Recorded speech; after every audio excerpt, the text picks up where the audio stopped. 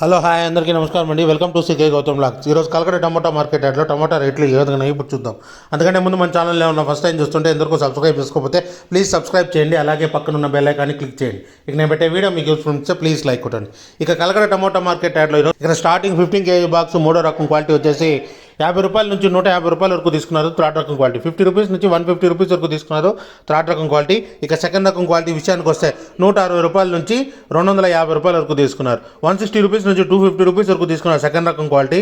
ఇక top and top విషయానికి వస్తే ఇప్పటివరకు జరిగిన యాక్షన్ ప్రకారం 260 రూపాయల నుంచి 450 రూపాయల వరకు తీసుకున్నారు. 260 రూపీస్ నుంచి 450 రూపీస్ వరకు తీసుకున్నారు 15 kg బాక్స్ కలకడలో.